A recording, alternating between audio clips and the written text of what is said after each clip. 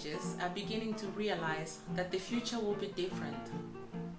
For the first time in history, the population over 65 will be nearly equal to that of younger generations.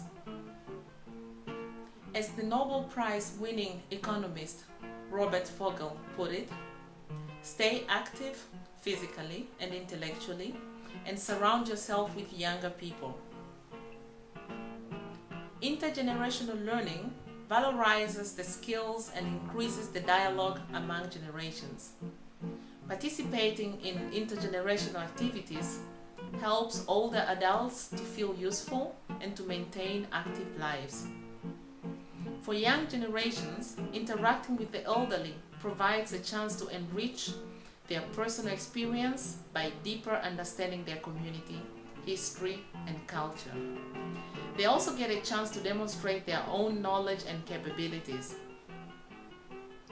Such exchange of traditional knowledge with new ideas can be a resource for new, innovative, and original solutions.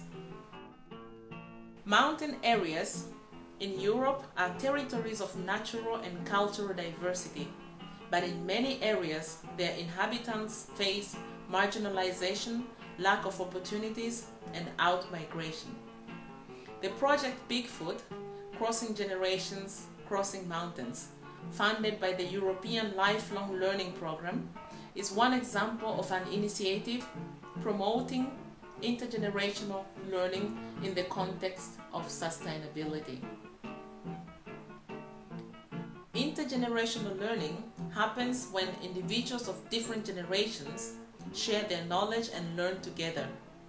Practical activities and a problem approach solving are important for a successful experience. The projects were carried out in 3 pilot areas. In the Italian town of Gubbio, with its rich cultural heritage stretching out in the Apennine Mountains.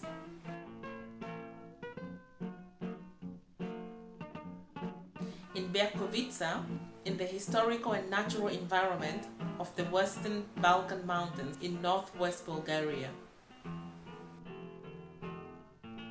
In the Trikala district in northwestern Greece, in the Pindus Mountains, famous for the Meteora monasteries built on almost vertical rocks. Participatory mapping has been used to develop the learning and training intervention in the 3 communities, in which served to get ideas to mobilize local knowledge on cultural, social, or historical information of a territory. Then, during local community consultations, the project was introduced to local partners. Feedback and suggestions were gathered. Students of primary and middle schools association members, retired teachers, priests, mountain rescue veterans, and many others took part in the actions of the 3 sites.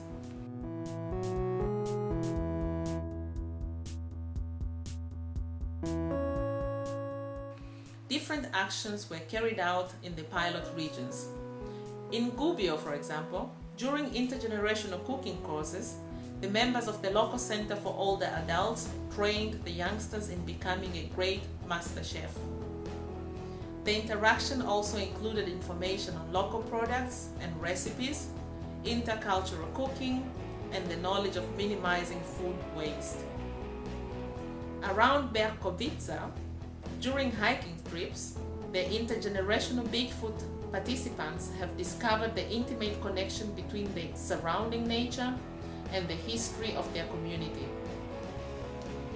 During their hikes, the participants retraced the names of mountains, rivers, and waterfalls, and the stories behind the places.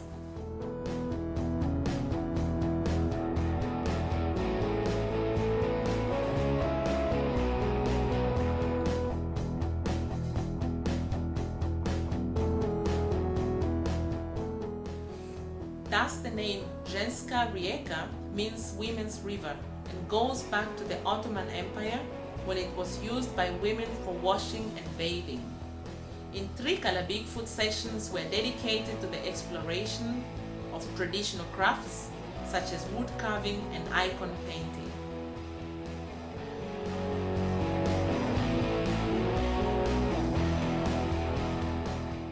local wood carving school, young students met with members of the elderly center.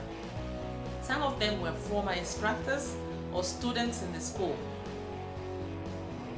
Much more activities were covered by the project. Greek participants went to Italy and Bulgarian participants to Greece. The celebration of the achievements made clear that the project had a substantial impact on the communities. At times, also the elderly participants of the Big Food project happened to be students, for example of information and communication technology, while the updating of local Wikipedia articles, which requires IT practice and intimate historical knowledge. So, if one of these days you happen to come across the pages of Gubbio, Trikala or Berkovica during your research, you might also be a beneficiary of intergenerational knowledge. You might also be interested in the guides of the intangible heritage made by the Big Food community on the 3 sites. They include video, audiobooks, pictures and maps, but also cooking recipes, songs, poems, and drawings that tell the story about Big Food experience.